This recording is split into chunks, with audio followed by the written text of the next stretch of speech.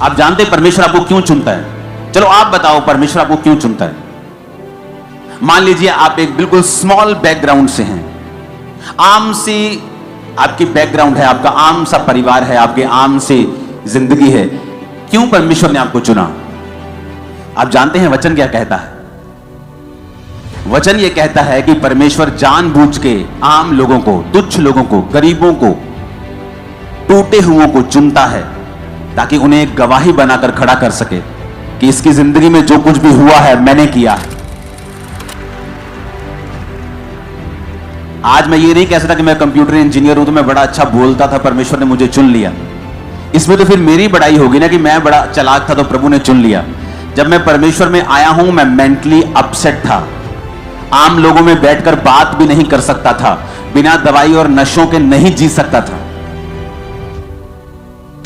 Preach करना तो दूर की बात, आम लोगों में कन्वर्सेशन जब होती थी कि मेरे दादाजी को हार्ट अटैक हो गया, मेरी नानी मर गई, मेरी नानी को बीमारी हो गई, तो मेरे को अटैक्स शुरू हो जाते थे, मैं उनमें बैठ नहीं पाता था। तो परमेश्वर ने कहा मैंने जगत के निर्बलों को, जगत के तुच्छों को चुन लिया ताकि उनको जो अपने आप को कुछ समझते हैं उनको मैं शर्मिंदा करूं तुम लोगों के जरिए, तुम लोगों के द्वारा। इसका मतलब परमेश्वर जब आपको चुनता है वो इसलिए आपको चुनता है कि परमेश्वर आपकी जिंदगी में कुछ बड़ा काम करना चाहता है। उसने आपको फालतू में नहीं चुना। अभी आप जाते जाते अपने घर में जब जाएंगे तो आप पूरी, अगर सब्जी लेनी है तो पूरी रेडी उठा के नहीं ले जाएंगे आपको पता है ये खराब हो जाएगी, मैं जितनी खाना चाहती हूं मैं उतना ही लेके जाऊंगा। तो परमेश्वर ने भी फालतू में आपको नहीं सिरजा है, उसने फालतू में आपको नहीं बनाया है। ऐसे लोग भी मैंने देखे हैं अपनी लाइफ में, आप उन्हें इंटरनेट पे सर्च करें आपको मिल जाएंगे, जिनके दोनों हाथ नहीं थे, दोनों पांव नहीं थे। अब शैतान उन्हें पूछ सकता है कि तेरे को परमेश्वर ने फालतू ही बनाया है तो तेरे क्या काम है, तेरा ना तेरे हाथ है ना तेरे पांव है, तो क्या तेरी नरक जैसी जिंदगी है? कुछ तू कर नहीं सकता, चल नहीं सकता, उठ नहीं सकता, खा नहीं सकता अपने आप, तू कुछ नहीं कर सकता। लेकिन परमेश्वर ने आज उसे दुनिया के टॉप प्रचारकों में से एक प्रचारक बना दिया है। आई थिंक निक नाम है उसका, आप जाकर गूगल पे सर्च करना। तो यानी आपकी कंडीशन कैसी भी हो, परमेश्वर ने आपको बड़े काम करने के लिए चुना है। आप किसी भी निचली पोजीशन पे हो, कहीं भी हो, आपकी कंडीशन जितनी मर्जी बुरी हो, लेकिन एक बात पक्की है, परमेश्वर ने आपको बड़े काम करने के लिए चुना है। यह पहले दिमाग में बिठाना पड़ेगा, हां या ना। यह दिमाग में जब बैठ जाएगा कि परमेश्वर ने मुझे बड़े काम के लिए चुना है, अब करना क्या है? अब मुझे परमेश्वर के पीछे पीछे चलना है। एकदम से नहीं होगा। यूसुफ 2-4 साल में प्रधानमंत्री नहीं बन गया, दाऊद 2-4 साल में इजराइल का राजा नहीं बन गया, 30 साल की उम्र में वो 12 गोत्रों में से एक यहूदा का गोत्र का राजा बना, और 37 साल की उम्र में वो इजराइल का राजा बना। और जब वो मसा किया गया था राजा होने के लिए, शायद वो 15 से 16 टीन एज के बीच में था वो। तो कितने साल लगे उसे उस दर्शन को पूरा होते हुए देखने के लिए, पर उतने साल क्या किया उसने? उतने साल वो मसे में बढ़ा, अभिषेक में बढ़ा, परमेश्वर के संग संग चलता रहा। दुखी भी रहा होगा, परीक्षाओं में भी रहा होगा, लेकिन उसने परमेश्वर के वचन के साथ कॉम्प्रोमाइज नहीं किया। आज 2 बार वीजा रिजेक्ट हो जाए तो आदमी व्यभिचार करने चला जाता है, 3 बार किसी ने वीजा रिजेक्ट कर दिया तो दारू पीने चला जाता है। उसका परमेश्वर के साथ कोई भी संबंध नहीं है, उसे लगता है कि यही चीजें मेरे लिए आशीष हैं। वो परमेश्वर की उपस्थिति को समझता नहीं। एक बात आपको दिमाग में रखनी होगी कि अगर परमेश्वर ने आपको चुना है तो उसने आपकी लाइफ में बड़े काम करने के लिए आपको चुना है, और वो कुछ बड़ा आपकी जिंदगी में करना चाहता है, इसमें कोई शक नहीं। आप परमेश्वर जा रहे थे और रास्ते में जब पेड़ दिखा अंजीर का, तो परमेश्वर ने कहा रुको मुझे भूख लगी, और जब पेड़ के पास गए तो फल नहीं था, और वचन कहता है फल का समय नहीं था। फल का समय नहीं था तो परमेश्वर को बोलना चाहिए ठीक है समय नहीं है। अब मैं सर्दियों में आम के पेड़ के पास जाऊंगा तो आम का पेड़ तो फल रहित होगा, तो मैं क्या कर सकता हूं? लेकिन बाइबल कहती है परमेश्वर ने उस पेड़ को कहा सूख जा, अब से तेरा फल कोई ना खाए। क्यों? क्योंकि अंजीर के पेड़ की खासियत है जब वो पत्ते देता है तो फल भी देता है। तो वो धोखा दे रहा था, पत्ते तो दिखा रहा था दूर से, दूर से पत्ते देके यीशु मसीह पास तो आए, लेकिन फल नहीं था। ऐसे विश्वासी नहीं बनना है जिनका हालेलुया आमीन तो ऊंचा हो, लेकिन अपने कर्मों से वो हालेलुया और आमीन का इनकार कर रहे हो। कि मुंह से तो हालेलुया ऊंचा है कि यहोवा की स्तुति हो, लेकिन अपने कर्मों से वो शैतान की स्तुति कर रहे होते हैं। अगर यहोवा की स्तुति हो तो व्यभिचार तुम्हारी जिंदगी में फिर क्या कर रहा है? चोरियां तुम्हारी लाइफ में फिर क्या कर रही हैं? निंदा चुगली तुम्हारी लाइफ में फिर क्या कर रही है? अगर यहोवा की स्तुति हो, अगर हालेलुया बोलना है तो अपनी जिंदगी को हालेलुया के जैसा करना भी है कि जब परमेश्वर तुम्हारा हालेलुया और आमीन देखे, तुम्हारी प्रार्थना को सुनकर तुम्हारे पास आए, तो उसे तुम फेक पेड़ की तरह ना दिखाई दो कि जिसके पत्ते तो हैं, जो ऊपर से अपने आप को धर्मी तो दिखा रहा है लेकिन अंदर से धर्मी नहीं है। हालेलुया। अब आपको यह समझ आ गया कि परमेश्वर ने मुझे चुना है, मैंने उसे नहीं ग्रहण किया, उसने मुझे चुना है और इसलिए चुना है। प्रभु कहता मैंने तुम्हें चुना है और ठहराया है कि तुम बहुत सा फल लेके आए। अब हो सकता है परमेश्वर ने आपको, क्योंकि दो तरह के बुलाहट परमेश्वर आपको देता है। पहली बुलाहट सबकी एक है जो मत्ती में लिखा है कि जाओ और सब जातियों को चेला बनाओ और सुसमाचार सुनाओ। अगर आप डॉक्टर हैं आपकी बुलाहट यही है, अगर आप इंजीनियर हैं आपकी बुलाहट यही है, आप एक रिक्शा वाले हैं आपकी बुलाहट यही है। सबकी बुलाहट है कि जाओ और सब जातियों को चेला बनाओ और उन्हें बाप बेटा पवित्र आत्मा के नाम से बपतिस्मा दो। सबकी बुलाहट है ये। कोई नहीं कह सकता कि मैं बिजी हूं, मैं बिजनेसमैन हूं, मेरी वाइफ करती है, कोई नहीं कह सकता, क्योंकि ये परमेश्वर का हुक्म है। दूसरी बुलाहट है कि परमेश्वर ने आपको इस दुनिया में काम करने के लिए भी भेजा है। दूसरी बुलाहट यानी आपकी पहली बुलाहट सुसमाचार की है, उसको सपोर्ट करने के लिए परमेश्वर आपको बिजनेस देता है, किसी को जॉब देता है, किसी को कोई काम देता है, वो आपकी दूसरी बुलाहट है। आप डॉक्टर हैं, इंजीनियर हैं, बिजनेसमैन हैं, आप किसी कंपनी में हैं, वो आपकी दूसरी बुलाहट है। लेकिन पहली बुलाहट सबकी एक है कि उन्हें परमेश्वर का काम करना है। और तब जब हम परमेश्वर के संग चलना शुरू करते हैं और में ये वचन समझ आता है, क्योंकि अगर वचन समझ में आ जाए ना, वचन अगर खाने पड़ जाए और अंदर स्पिरिट में हम इसको लेकर खा लें, यहोजकेल की पुस्तक में लिखा, परमेश्वर ने कहा इस पुस्तक को ले और इसे खा जा इसे, आंतरियां इस भर ले अपनी और इसे पचा ले। लिखा वो पुस्तक उसके मुंह में शहद के समान मीठी लगी। क्यों कहा परमेश्वर ने ऐसा? क्योंकि वचन को समझना और उस पर मनन करना, मनन का मतलब है अपना ध्यान उस पर लगाना कि प्रभु मुझसे कहता है। मैं लाखों की भीड़ से बात नहीं कर रहा हूं, मैं आपसे कर रहा हूं। प्रभु मुझसे यह कह रहा है कि मैंने तुझे चुना है और ठहराया है कि तू बहुत सा फल, यानी तेरी जिंदगी में बड़े अच्छे अच्छे रिजल्ट होंगे जो मैं तुझे दूंगा। प्रभु मुझसे कह रहा है और वो आपसे कह रहा है। क्या वो झूठ बोलता है? मैंने कहा क्या वो झूठ बोलता है? क्या वो पक्षपात करता है? क्या वो मुझे कह रहा है और तुझे नहीं कह रहा है? ऐसा लिखा है बाइबल में। क्या उसने ये कहा है कि मैं ये बात सिर्फ अपने चेलों के लिए लिखता हूं? उसने कहा नहीं। हर एक व्यक्ति जो बपतिस्मा ले चुका है, जो परमेश्वर को, उसकी आत्मा को अपने अंदर पा चुका है, जो यीशु मसीह के नाम को ले रहा है, परमेश्वर ने कहा मैंने तुझे चुना और ठहरा दिया है कि तू बहुत सा फल लाए। फल का मतलब क्या? रिजल्ट, टेस्टिमनीज, गुड कैरेक्टर, आत्मिक फल, शारीरिक रिजल्ट, गवाहियां, हीलिंग, डिलीवरेंस, एवरीथिंग जो इस दुनिया में है। परमेश्वर ने कहा मैंने तुझे चुना और ठहराया कि तू बहुत सा फल लाए। और अगर मैं इस वचन के ऊपर मनन करूं तो कि प्रभु मुझसे कह रहा है इंडिविजुअली, अकेले को मुझे, कि मैंने तुझे चुना, मैंने तुझे ठहराया कि तू बहुत सा फल ला सके, यानी आपकी जिंदगी एक्स्ट्रा ऑर्डिनरी होने वाली।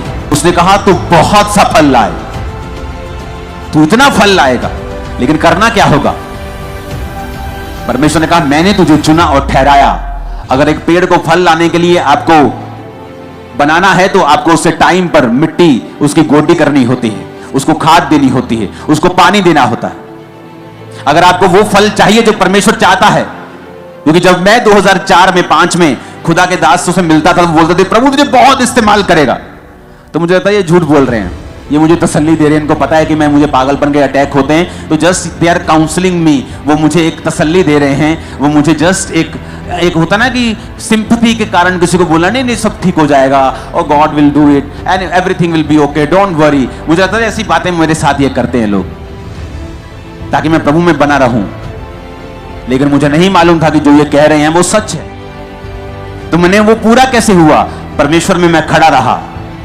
आंधी तूफान आते हैं, पेड़ बना रहता है, अगर उसकी जड़ें मजबूत हैं, वो गिरता नहीं। उसके बाद पानी, यानी परमेश्वर के वचन से अपने आप को हर वक्त फुल रखना। आंधी और तूफानों में परमेश्वर को, उसके वचन को पकड़े रहना और उसे छोड़ना नहीं। फास्टिंग के साथ, प्रार्थना के साथ एक खाद की तरह काम करना, जिस तरह प्रार्थना और फास्टिंग एक खाद की तरह काम करती है, वचन पानी की तरह काम करता है, और धीरे धीरे फिर आप फल लाने लगते हैं। जिस काम के लिए परमेश्वर ने आपको अपने लहू से खरीदा होता है, परमेश्वर उसको जाहिर करना शुरू करता है। फल आने शुरू होते हैं। पहले साल थोड़े, दूसरे साल थोड़े ज्यादा, तीसरे साल और ज्यादा, छठे, सातवें, 10वें साल में आप फलों से भरे हुए होते हैं। ओ आमीन। ऊंचा तो ये फल आपकी लाइफ में एंटर कर रहे हैं, फाइनेंस में एंटर कर रहे हैं, परिवारों में एंटर कर रहे हैं, स्पिरिट्स में एंटर कर रहे हैं, सेवकाइयों में एंटर कर रहे हैं, बच्चों की लाइफ में एंटर कर रहे हैं। आमीन। ऊंचा तो ये बरकत तुम्हारी है चर्च। हालेलुया। उसने कहा मैंने तुझे चुना। कोई इंसान नहीं कह रहा है, कोई पॉलिटिशियन नहीं कह रहा मुकर जाएगा, जब पार्टी बड़ी देखेगा इधर उधर तो हो जाएगा। कोई इंसान नहीं कह रहा, खुदा कह रहा है। जिसे किसी कोर्ट में लेके नहीं जाया जा सकता, जिसके ऊपर कोई केस नहीं चलाया जा सकता, जो कभी झूठ नहीं बोलता है। आपको लगता है जिस तरह मैं झूठ नहीं बोलती, उसी तरह प्रभु झूठ नहीं बोलता। नहीं, वो ये बात नहीं कर रहा, वो ये बात नहीं कर रहा। ये कितने का लिया? मैंने ये 200 रुपए का लिया, झूठ बोल दो। मैंने 500 का लिया। आपको लगता है ये झूठ है? हाँ, ये झूठ है, लेकिन परमेश्वर उस झूठ के बारे में बात नहीं कर रहा, वो ऊपर का एक सच बता रहा है। पता है क्या? आप मुझसे पूछो, मैं बोलूंगा ये क्या है, आप पूछेंगे ये क्या है, मैं बोलूंगा ये रुमाल है। लेकिन अगर परमेश्वर कहेगा ये रुमाल नहीं है, ये पूरा एक प्लेनेट है, तो ये झूठ नहीं, जो प्रभु के मुंह से निकला वो सच हो जाएगा, और ये यहां से चला जाएगा और पूरा ग्रह बन जाएगा। आप इसलिए कहते हैं वो झूठ बोल नहीं सकता। क्यों? कि अगर वो बोलेगा तो वैसे ही हो जाएगा। इसलिए बाइबल कहती है वो झूठ नहीं बोल सकता। क्यों? वो कुछ भी बोलेगा तो हो जाएगा। इसलिए बोलते क्रिश्चियन लोगों को मजाक में भी कई चीजें नहीं बोलनी चाहिए, क्योंकि आपके जो जुबान है, आपके जो वचन है, वो आपकी जो बनावट है परमेश्वर ने अपने स्वरूप में की है। आप अपने बच्चों को श्रापित नहीं कर सकते, ये बड़ा शरारती है, ये बड़ा जिद्दी है, बड़ा ढीठ है, ये मेरी सुनता नहीं, नालायक है, आप नहीं कह सकते। अगर हमने किसी को ऐसा बोला होता, पहले जाके हम कैंसिल करते, प्रभु जो हमने कहा वो कैंसिल है, वो कैंसिल है, वो कैंसिल है, खुदावन आगे से नहीं बोलेंगे, क्योंकि ये बीज की तरह काम करता है। तो पहले मनन करो, अपने अंदर एक वचन को बिठाओ कि प्रभु ने मुझे चुना है, मुझे ठहराया है कि मैं बहुत सफल लेके आऊं। आज के बाद आप जब चलेंगे, सिर्फ पाप आपकी लाइफ में नहीं होना चाहिए। वचन पढ़ना यानी पानी देना, खाद यानी प्रार्थना और उपवास का जीवन अगर आपका होगा, तो आपको ये दिमाग में विजन रखना है कि आप बहुत सा फल लाने वाले हो। Too many fruits, too much, आप बहुत फल लेके आने वाले हो। आमीन। मेरे को ऊंचे वाला चाहिए चर्च। Hallelujah, hallelujah. अब मेरे को यह मालूम हो गया कि परमेश्वर ने मुझसे कहा है कि मैं फल लाऊंगा, मेरा फल बना रहेगा, यह परमेश्वर की मर्जी है। लेकिन उसके लिए मुझे अब दूसरा स्टेप लेना होगा। वो क्या है? परमेश्वर की दी हुई बुलाहट में बने रहना। क्योंकि परमेश्वर जो कुछ कहता है, अगर आप उससे हटकर काम करते हैं, तो फिर आप परमेश्वर के फलों में नहीं रह सकते हैं। योना नबी की पुस्तक 1 अध्याय उसकी 1 आयत में यहोवा का यह वचन अमित्ते के पुत्र योना के पास पहुंचा, उठकर उस बड़े नगर निनवे को जा और उसके विरुद्ध प्रचार कर, क्योंकि उसकी बुराई मेरी दृष्टि में बढ़ गई है। परंतु योना यहोवा के सम्मुख से तरशीश को भाग जाने के लिए उठा और याफा नगर को जाकर तरशीश जाने वाला एक जहाज पाया और किराया देकर उस पर चढ़ गया और उसके साथ यहोवा के सम्मुख से वो तरशीश को चला जाए। तब यहोवा ने समुद्र में एक प्रचंड आंधी चलाई और समुद्र में बड़ी आंधी उठी कि जहाज टूटने पर था। मल्लाह लोग उठकर अपने देवता की दुहाई देने लगे और जहाज में जो व्यापार की सामग्री थी उसे समुद्र में फेंकने लगे कि जहाज हल्का हो जाए। परंतु योना जहाज के निचले भाग में उतरकर सो गया था और गहरी नींद में पड़ा हुआ था। तब मांझी उसके निकट आकर कहने लगा, तू भारी नींद में पड़ा हुआ क्या करता है? उठ अपने देवता की दुहाई दे, संभव है कि ईश्वर हमारी चिंता करे और हमारा नाश ना हो। तब उन्होंने आपस में कहा, आओ हम चिट्ठी डालकर जान लें कि ये विपत्ति हम पर किसके कारण पड़ी है। तब उन्होंने चिट्ठी डाली और चिट्ठी योना के नाम पर निकली। तब उन्होंने उससे कहा, हमें बता कि किसके कारण ये विपत्ति हम पर पड़ी है। तेरा बिजनेस, तेरा उद्यम क्या है? तू कहां से आता है और तू किस देश और किस जाति का है? योना ने उन भाइयों से कहा, मैं इब्री हूं और स्वर्ग का परमेश्वर यहोवा जिसने जल स्थल दोनों को बनाया है उसी का भय मानता हूं। तब वे बहुत डर गए और उससे कहने लगे, तूने ये क्या किया है? वे जान गए थे कि वो यहोवा के सम्मुख से भाग आया है, क्योंकि उसने आप ही उनको बता दिया था। तब उन्होंने योना से पूछा, हम तेरे साथ क्या करें जिससे समुद्र शांत हो जाए? उस समय समुद्र की लहरें और भी बढ़ती जाती थी। योना ने उनसे कहा, मुझे उठाकर समुद्र में फेंक दो, तब समुद्र शांत पड़ जाएगा, क्योंकि मैं जानता हूं कि यह भारी आंधी तुम्हारे ऊपर मेरे ही कारण आई है। तो भी वो बड़े यत्न से खेते रहे कि उसको किनारे पर लगाएं, परंतु पहुंच ना सके, क्योंकि समुद्र की लहरें उनके विरुद्ध बढ़ती ही जाती थी। उन्होंने यहोवा को पुकार कर कहा, हे यहोवा, हम विनती करते हैं कि इस मनुष्य के प्राण के बदले हमारा नाश ना हो, ना हमें इस निर्दोष की हत्या का दोषी ठहरा, क्योंकि हे यहोवा, जो कुछ तेरी इच्छा से था तूने वही किया है। तब उन्होंने योना को उठाकर समुद्र में फेंक दिया और समुद्र की भयानक लहरें थम गईं। तब उन मनुष्यों ने यहोवा का भय माना और उसको भेंट चढ़ाई और मन्नतें मानी। यहोवा ने एक बड़ा मच्छ ठहराया था कि वो योना को निगल ले, और योना उस मगरमच्छ के पेट में 3 दिन और 3 रात पड़ा रहा। अब यहां पर परमेश्वर अपने एक दास को कहता है कि बेटा जा और नीनिवे नगर को जाके उनके बारे में प्रचार कर। तू उनको प्रचार करके 40 दिन के अंदर अंदर, जब आप योना 3 उसकी 4 आयत को पढ़ते हैं कि अब से 40 दिन के बीतने पर नीनिवे उलट दिया जाएगा, कि परमेश्वर कहता है कि जा बेटा प्रचार कर ऐसे देश में जाके जो मुझसे मुकर गए हैं, और जा और उनको बता कि वो मन फिराएं और अपना प्रचार कर। और वचन कहता है कि योना यहोवा के सम्मुख से किसी और शहर को भागने के लिए चला, किराया देकर एक सुंदर से क्रूज शिप में चला गया कि चलो नजारे लेंगे, समुद्र के नजारे लेंगे। कौन सेवा करता फिरेगा? ये लोगों के पास जाएंगे, ये लोग सताएंगे मुझे। परमेश्वर तू दयालु है, तू अनुग्रहकारी है, तू इनको बचा ही लेगा, तू उनको कौन सा नाश करेगा? तू कितने सालों से कह रहा है कि मैं नाश कर दूंगा, करता तो तू है नहीं। परमेश्वर अपने आप बचा लेगा। और ये सोचकर शैतान की बातें उसके मन में आई और वो परमेश्वर के सामने से भाग गया। और जब भागा, जब तो समुद्र में आंधी और तूफान आया, और अगली स्टोरी आपने पढ़ी है। सब लोग पूछने लगे ऐसा क्यों हुआ? तो कहता मैं परमेश्वर के सामने से भाग आया हूं। कुछ मुसीबतें आपकी लाइफ में ऐसी, वो प्रार्थना से कभी नहीं जाती। अगर परमेश्वर ने आपको किसी काम के लिए ठहराया है, सेवा के लिए ठहराया है कि बेटा तुझे ये सुसमाचार की सेवा करनी है, आप भाग जाएं और कहें ये बहुत मुश्किल है, इसमें तो सताव का सामना करना पड़ेगा, इसमें तो अपनी पर्सनल लाइफ को साइड पर रखना पड़ेगा। परमेश्वर क्या मैं बिजनेस करके अपने पैसों से तुझे सपोर्ट कर सकता हूं? मैं 50% तुझे पार्टनर बनाता हूं। परमेश्वर कहता नहीं, जो मैं चाहता हूं तू वही करेगा। इमेजिन करो, जब उसने दिमाग में सोच लिया कि मैं नहीं जाऊंगा, मैं प्रचार नहीं करूंगा, उसे कुछ नहीं हुआ, बल्कि उसे और रिलैक्स फील हुआ होगा, आराम से जाके सोया हुआ है कि जान छूटी। क्योंकि जब लोग गलत स्टेप्स लेते हैं और वो सेवा त्याग देते हैं या प्रभु का दिया हुआ बुलाहट त्याग देते हैं, उनको एकदम से कभी भी तूफान का सामना नहीं करना पड़ा, ये हिस्ट्री बताती है। हाँ, धर्मी को अगर थोड़ी सी भी वो गलती करे, हो सकता है परमेश्वर अगले दिन ही उसके कान खींच ले और उसको मारे और उसको झिड़के और उसको सुधारने के लिए कुछ भी वो कर सकता है, क्योंकि परमेश्वर देखता है कि ये सुधर सकता है। इसको सुधारो, डंडा मारो इसको, थोड़ा सा इसको हिलाओ, झिंझोड़ो, थोड़ा सा इसको हिलाओ, इसको थोड़ी सी ठीक हो जाएगा ये।